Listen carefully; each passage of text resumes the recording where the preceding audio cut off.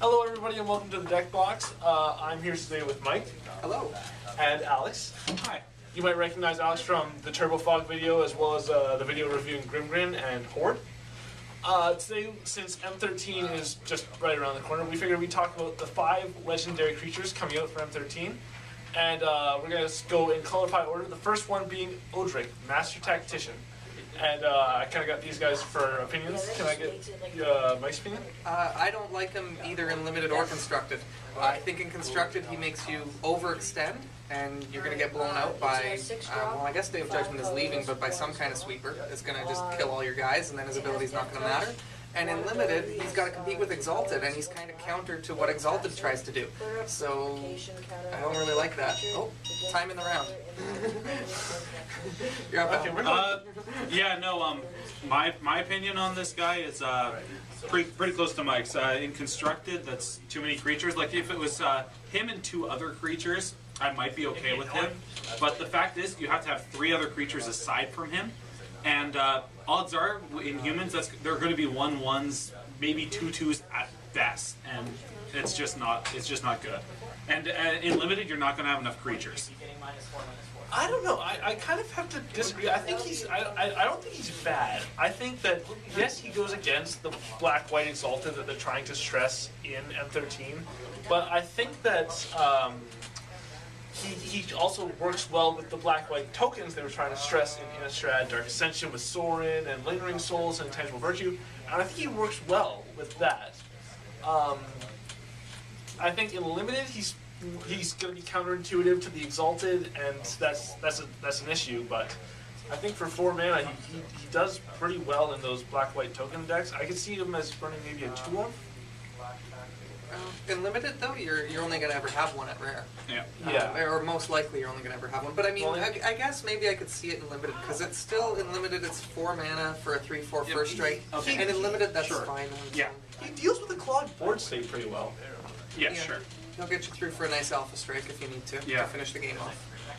Okay, moving on through the color pie, we're going to blue and Talrand Sky Summoner. The merfolk who makes drakes. He's pretty solid.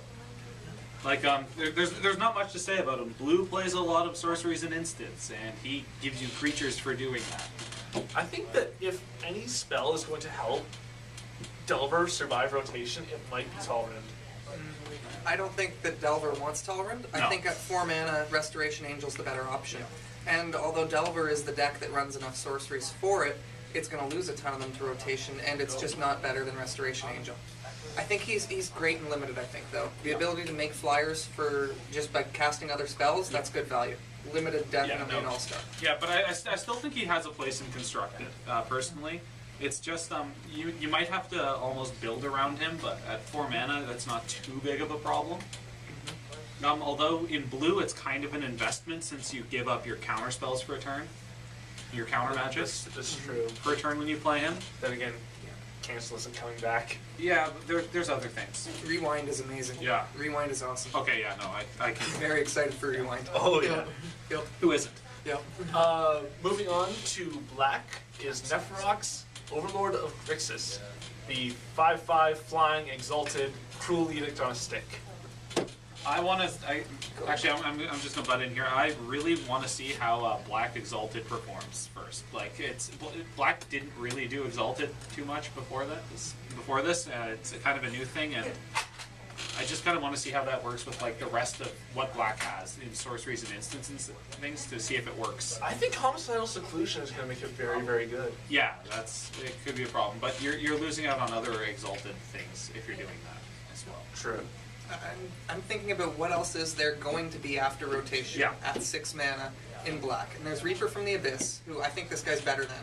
Because still when he attacks, he's still 6/6, and you take something out, you don't need something else to die to trigger Morbid for him. So I think he's better than that. Plus you can't target him with Reaper. If you have Reaper and him on the board at the same time, he's a edict. Yep. And then you blow something else up. Yeah, absolutely.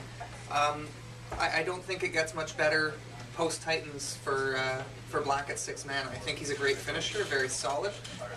Once he's in play, he keeps the opponent down. Your opponent plays a creature, big deal. You just attack and they have to sacrifice it again. Right now, he's a great control finisher. for black. I'm kind of agree with you on that one. Yeah.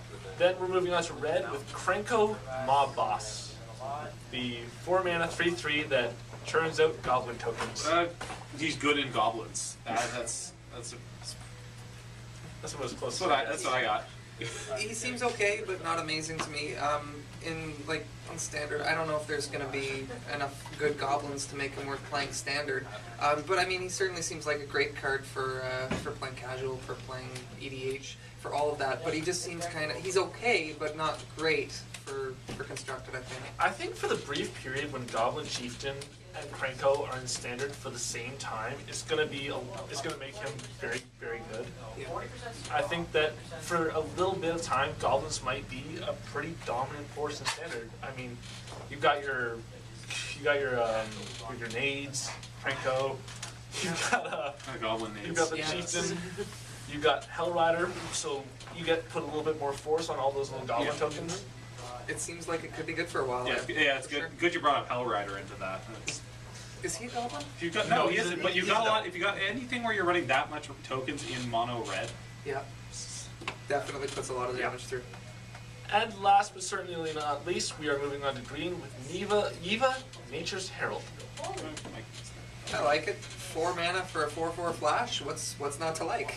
I mean, I don't know how often I'm gonna want to cast my other green creatures as instance, but I mean, 4 mana for a 4/4 flash. That just seems good to me. why wouldn't you just play like the Wolfear? Well, Wolfear costs 5. Okay, yeah, true. He regenerates. Plus though. they work. Oh, Oh, that's you're the talking. Avenger. Sorry, the Avenger. Yeah. The 3 mana. The The 3/3 flash flash. The flash one. Because this is 4/4 instead of 3/3. Yeah, but I And mean, really, the 3/3, you don't want to play that till turn 5 because you want to have the mana open for regeneration as well. That's correct. So, I don't like it personally. I just don't think the flash is enough on it. I mean, I know in a game I wouldn't really pay 4 mana for a 4/4. In green, you can get more for your. You can get more. And standard right now? I mean, Thrun is there, but Thrun's going to rotate. yeah, but the thing is though, it's I don't think giving all your creatures flash in green anyways is all that valuable. No, I think you're right about I that. don't know. I think Soul Bond might be interesting with Yeva. Yeah, Soul Bond and Flash is good. The other thing I did see with it that was kind of interesting, not in standard anyways, is the elf that untaps a forest. He's cool. You can flash him in. You can. I'm But what pretty good sure. does that do? I'm pretty You sure can he's adjust on your mana. Sickness. You can adjust your mana. I'm- Oh yeah, something I'm sick. pretty sure he is going to be an M13. Okay. Yeah, he is. Oh, Arbor yeah. Elf is an Yeah, F13. Arbor Elf yes. is an M13. Yep. Yeah, no, he doesn't have haste, right? Yeah. Yeah. But you know what I really like? I like how you brought up Soulmon, because it's perfect to go Yeva at the end of their turn and sit there with a Wolfear Silverheart in your hand at the next turn at 5 mana and flash in a 4/4 bonus. That's pretty nice. Yeah, that's an interesting combat trick. Yep. Yep. True. No, that's a solid use That's for very it, good. for sure. Yep. Well, I really don't have anything else. How about you guys? What are you don't know. most excited for M13? Personally, I'm excited for Talrand. Talrand? Battle of Wits. I mean, Battle of I've got my play set. I like from- the card, but I don't think there's enough tutors for it right now no, to make no. it a real deck. No. What you do is you need to run a backup win condition like door to nothingness. Yeah, but then why aren't you just playing door to nothingness Because instead? 250 cards, you're gonna have a few win conditions in there.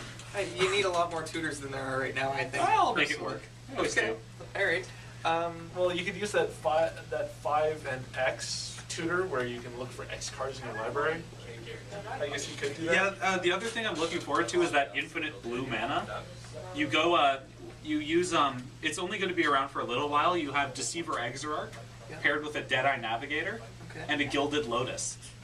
And you can generate infinite blue and then, Wait, how does the Gilded Lotus... Untap. Oh, untapping with Deceiver the... Exarch Yes, that okay, keeps with the flashing Exarch. for 2 mana, That'll do it, generating okay. 3. And Yep. you can just kill them off with a blue suns or increasing confusion. Anything you want. Very cool. I'm pretty excited for that, being a combo player and having my Havengul combo rotate out with the priest. I need to find something, and that's a start at least, but Yeah. it's rotating out at the same time, so I don't know what I'm doing.